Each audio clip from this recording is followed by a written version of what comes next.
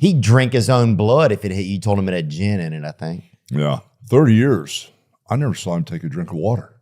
Yeah. Brother, breakfast, hard liquor, vitamins, hard liquor. Yeah. Lunch, a couple beers, hard liquor at night, wine. I love him to death. Oh, yeah. But I never saw him drink any water until recently.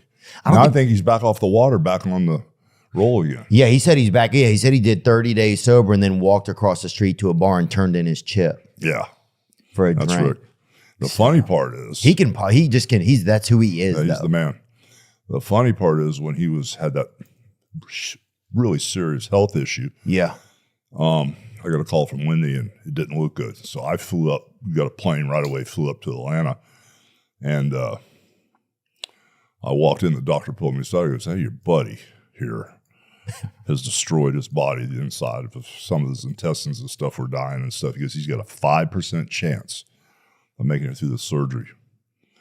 So he goes in, we wait. Jimmy Hart was with me. We waited. He comes out. He's still alive. His girl's crying. His daughter Ashley's crying. I'm sitting there holding his hand. 5% chance to make it. He opens his eyes. He looks up at me. He goes, "Hogan, get me a 6-pack." I went, "What?"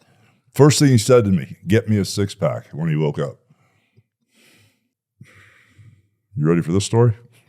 Maybe. And if it's uncomfortable, I don't want you to. No, it's way cool. Okay. It's just really a little twist here. I own everything. I own Hulk Hogan. I own Hulkamania. I own Hulkster. Congratulations. I'm one of the few guys that own their name and the rights and the trademarks and licenses. I own everything. Yeah. So when the name I was wrestling, I had several names: Super Destroyer, Terry Boulder, Sterling Golden, Terry the Hulk Boulder, different Sterling promoters. Golden sounds, no offense, I know it's you, but yeah, I don't love that one. I know. Well, that was a guy named Jim Barnett, who's a very nice man. Yes, Jim Barnett was cool. Yeah, he was cool. Okay. A little light in the loafers, but he's a good guy. Hey, yeah, not everybody. Loved him to death. But yeah, he called me Sterling, my boy. Oh yeah, that's what I'm saying, dude. That freaked me out, man. Yeah. But anyway, I went through all these different things, and finally, when I quit and I was working on the docks, I'll never wrestle again. I'm done. 5 or 6 times I've quit. I'm over this crap. I get a call from Vince McMahon and a couple local wrestlers, Jack and Jerry Briscoe, who are here in Florida. Jack was an NCAA champion, world heavyweight champion. Wow, so they were real wrestlers. Yeah, they said, Vince McMahon, this is perfect for you. This is Madison Square Garden. This is where all the really big wrestlers go. And they kept pounding on me. I said, okay, well, I'll go up there, but I'm not taking my wrestling stuff with me. Like, what kind of a horse's ass is that? So I fly up there, and they had just got rid of superstar Billy Graham because he'd kind of they'd had some problems with him. As soon as I walked in, I was jacked. I was all yoked up on something. I was like 330 pounds. I was working on the docks, running game on the docks, arm wrestling everybody and stuff. So I walk up there, and the whole building's, slid through the building. I didn't know how to get in correctly, so I had to cut through the crowd for about 20 or 30 feet, and the whole building started yelling, "Superstar, superstar." I thought I was Billy Graham. Oh. And I had a tie-dye tank top on. I didn't even think about it. And Vince McMahon Sr. goes, "Don't you ever wear that tie-dye in here again." I guess he just had a blowout with Billy Graham. So anyway, I met with him, and they talked about what they wanted to pay me, because I just get tired of getting screwed over. And they talked about getting me a place to live and having a guy travel with me, which was one of the worst decisions they ever made. They hooked me up with one of the biggest con men ever. Really? Yeah.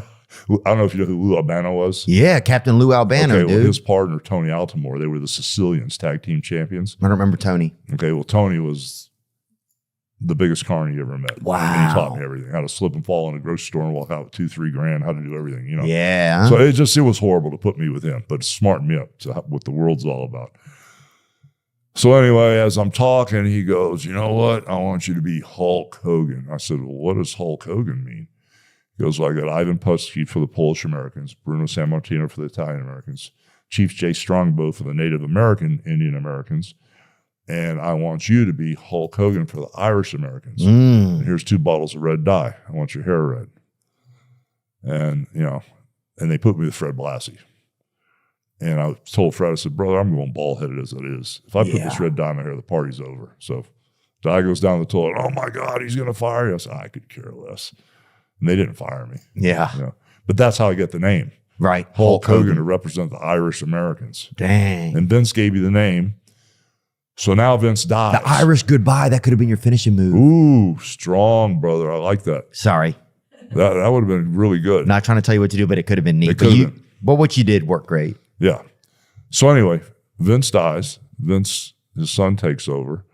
And right when this Hulk Hogan thing takes off, we get a call from Marvel Comics. You're infringing our mark. Reasonably similar. Lou Ferrigno's character. With the cartoon character. Incredible. In the magazine. It was before the TV series. Right. You know, you're infringing on our mark. We're going to sue you, put you in litigation. So we went ahead and let them have the name. Didn't license the name, but I only had to pay them 1/10 of 1%. Oh, wow. So out of $1, if I got a penny, I only had to pay them 1/10 of a penny. And that went from 85 to 2005, 20 years. Fast forward to 2005, it's over. You know, and now I can't use Hulk Hogan again. I'm red hot in 2005, man. I'm still jamming. So I went to my attorney. I said, I don't give a damn what deal you make. You're going to make that deal because I need the name. So what happened was we went in and I got a 1-year extension. I had to pay them 30% of everything I made. Movies, TV, wrestling, they got 30% of everything. But if they decided to sell the name, they had to give me first shot at it. They couldn't, you know, sell the name or do anything, you know, right, at a fair market value. So all of a sudden, Marvel Comics gets in a bitch fest with the WWE about intellectual properties, that they can't re-air old Hulk Hogan matches, which Vince was re-airing all my stuff. They lost. Marvel Comics lost. And they owed Vince like $35 million. And they made the huge mistake of including that in the deal. And they said, no, instead of paying you $35 million, how about if we give you the Hulk Hogan name? And I heard about it. And I went, you guys screwed up now. Because now I don't have to pay $35 million for the name. You have to sell it to me at fair market value, which was only like $750,000. Wow. If we stayed up for 3-4 nights in a row partying, I would still go work out. Right. Nobody else would. I would still go train. I would still eat good. The training prayers and vitamins, I was actually doing that. You know, praying that I wouldn't die and eat the vitamins. Still a prayer. But even if the vitamins are Percocets, I'll have a whatever. Couple, you know? Maybe a couple more. But a couple more than a couple. I mean, look, when they came out with Somas, dude, I drove a car into an invisible driveway. And went to get taken in for that. That was one of the drugs of choice for the wrestlers. Yeah, it was very dangerous for them because it would shut people's throat down. My buddy Richard died. He choked on some chicken that he didn't even know he was eating. And but he took some of those muscle relaxers. They relax your throat so much it doesn't pull the food down. A lot of people choke to death. Yeah. A lot of guys would get the Soma shakes. I don't know if you ever saw that, but that's a little scary. Yeah. God, it sounds like a TikTok trend almost. It's just like somebody beating it, just and they can't stop. Or they'll be walking and they freeze. And I've seen it happen so many times when they're eating 10, 20 of them at a time, you know. But people were taking that much pain pills to feel okay, huh? Oh, yeah. And, you know, for me, I would always, I never went down that road. Yeah. With, you know, if you're supposed to take 1 or 2, that would be it.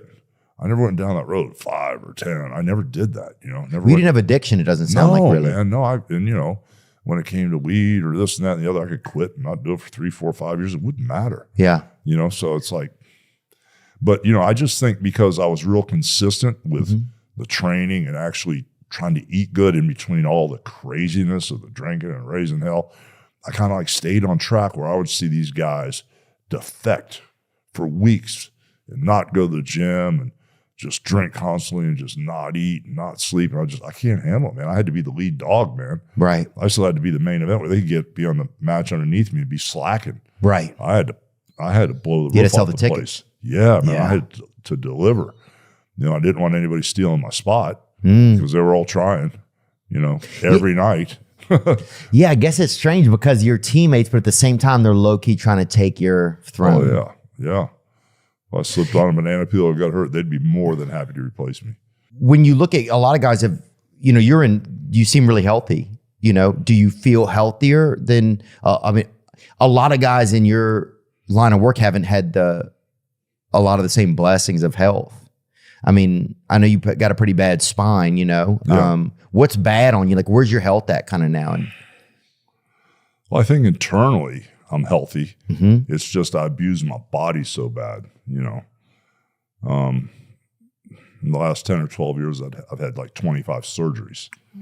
You know, and it's kind of weird because when I went to do Rocky 3 when my mother was still alive, if you would come to my house, she'd go, "Yo, T, come over here. First thing I want to do is measure you," you know? Oh, yeah. And that's what she did to me before I went to do the Rocky movie. I was like 335 pounds. I was 6'7" on the nose.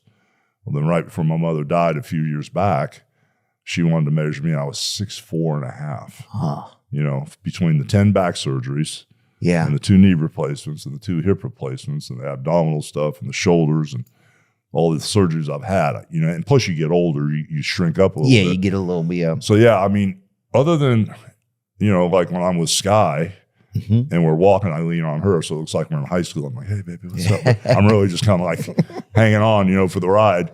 Or if I'm not with her, I can pretty much walk on my own from here to that door. But if it gets too far than that, I get like a walking stick, which is embarrassing and hell as hell. But Sky says, "Embrace it. You're a warrior." I said, "You're right, baby. You're right. I am a warrior." You know, it's a cool way to look at it. Yeah. So I'm trying to adapt, but you know, we're going in Monday, tomorrow morning for another myelogram, you know, because I'm having some more issues with my back, and they're going to see if the disc is pushing the spine above the hardware. And if it is, then they want to go from the middle of my back up to my neck. But if the disc isn't pushing on the spinal cord, then they said, "We don't want to cut on you anymore." And because my left hip is like 25 or 26 years old, they think there might be a problem there. But we're going to find out. Yeah. But it's all from that damn fake wrestling business. Nobody told me it was fake.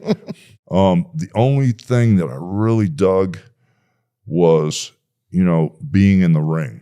Because when I was in the ring, you know, I was real present. You know, I didn't think about anything else. You know, ex-wives, ex-girlfriends, kids, business problems, money problems, 3 or 4 guys that wanted to kill me in the back. I didn't think about anything. You know, when I was in the ring, I was completely in the moment. Yeah. You know, and when the one thing that really worked for me was once I clicked, I was not Terry Bollea. When I went to that ring, I was Hulk Hogan, brother, and I believed it. I mean, I believed when I was in there, I wasn't afraid of anybody or anything. And that was my attitude, you know, because if I didn't believe it, you're not going to get them to believe it that are watching. I believed it. So I was so dialed into that character, man. I lived through that thing, and it got me through a lot of craziness. You know, it helped a lot. Yeah. Was there a part where it started to like, where did it start to, because everything I noticed, like there's a part where it's fun, it's beginning, and then it becomes work, you know? Yeah. Did it start to feel like that at a certain point? I mean, even if you're a hero to the world, it's still. Yeah, I hated it. Yeah. I hated it. I hated the business because of the traveling. And, you know, the no sleep. You have to make a choice between eating, sleeping, or working out. So the priorities were working out first. Yeah. Eating, and the sleep was the third priority. So like if we wrestled in Madison Square Garden tonight, you know, and all of a sudden we're supposed to fly to St. Louis, short flight, hour and a half to St. Louis. Well, all of a sudden you get to LaGuardia, plane's canceled. You know, oh my God, you can't, you know, now it's delayed, And it just, you spent all day in the airport. And then when you landed in St. Louis, you know, do you go to the hotel first and check in and waste time, or do you go to the gym first? So I'd always go straight to the gym and work out. And then usually I wouldn't have time to go to the hotel. I'd usually go to the arena, and I was always on last, so I'd miss room service and food. So that was always a scramble. And then I'd check in the room later at night, you know. So it was just like potluck. Sometimes the flights would be on time and sometimes they wouldn't. But the traveling, I hated the traveling because I was flying 300 days a year.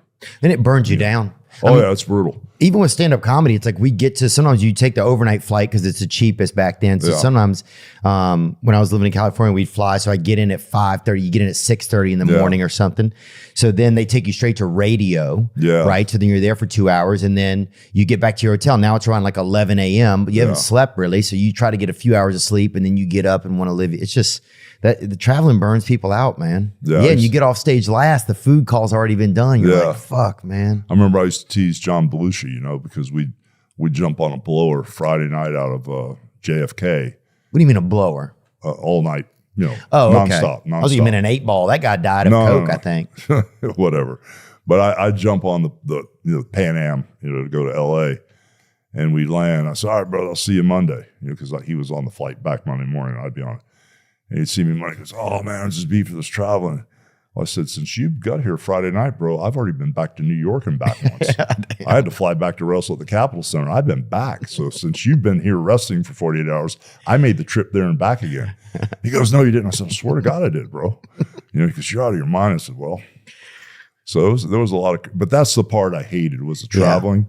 Yeah. How tough was it? Because you have a family, right? Yeah. And how tough was it? I always wondered, like, to your kids, like, to be, because you're everybody's hero. Like, you were like, you were a hero to so many people, right?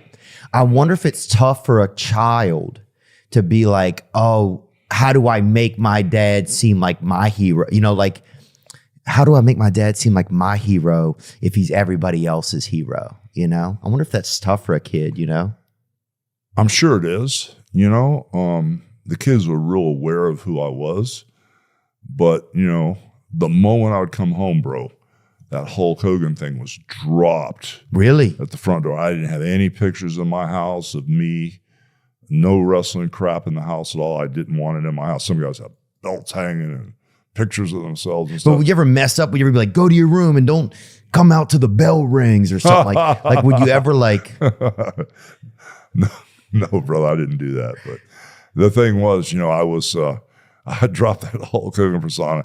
And the moment I'd walk in the house, I'd take the bandana off the bald head and I was just Dad or Terry. And I was, I could switch gears pretty easy because I just didn't live that character. Like, ooh, yeah, brother. And like Bret Hart thinks he's the greatest wrestler ever and all this crazy crap that these guys think. I just let it go, man. It was a job. And I was real good at what I was doing. There had to be a degree of separation from me because you'll end up killing yourself. You can't live up to that character. I mean, all my guys are dead, and I was the ring leader. I was a ring leader. I was running them all hard, and I'd come to the edge, and I'd stop after about 4 days. You guys keep going, I'm out. know. So it's I had to draw a line in the sand. So you were able to do that pretty. It came naturally for you. It was pretty easy to do. I'm really good at stopping things or starting things, and she's been around me a little while now. But she's beautiful. She is. You're handsome. But she's better. Well, you're not my type, brother. So okay, thank you. You just hold your horses back, all right? Yeah, and same, brother. Brother. Yeah, I like sisters. But with that baby, I got me a whole new family too, so I'm good. I'm real good. Nice, congratulations. What were we talking about? I look at her and I forget what I was talking about. Look, I feel you. I agree with you. You just look. That's all you get. I'm not going to look again. Don't look again. I won't lie. Don't look again, bro. I'm over here, brother. Yeah. Cool. We're good now. There's a lot of guys that have passed away. Did you go to some of the guys' funerals? What was some? Yeah. And I quit doing funerals and weddings because I walked in on so many hotel rooms where the guys were passed away, And over the years, I mean, I don't know the numbers now, but you could probably Google it. One of the guys could tell you right away. But with baseball, let's say over the last 20 years, what do you got? 20 guys died, or basketball, 20, maybe it's 30 or 40. I don't know. Hockey, maybe 10, 15, 20. Wrestling, 350. Yeah. I mean, everybody's dead.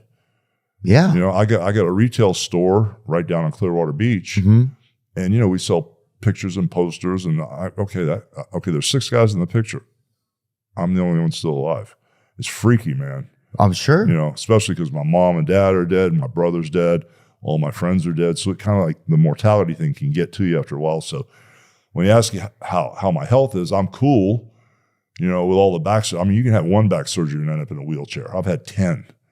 And so I'm very blessed, very lucky, bro. And just like I said, I'm either all the way in or I'm all the way out. If we're gonna party, bro, we're gonna party. Yeah. If I'm gonna go straight, I'm gonna go straight. And right now I'm on the straight run. Yeah. No alcohol, no. Actually, I did take 2 Tylenols. I was hurting so bad today, but I didn't take Tylenols, Advil, or Aleve for months now, and I haven't drank since January 1st. But when I go, congrats. When I go the other way, you can ask Flair. It gets ugly.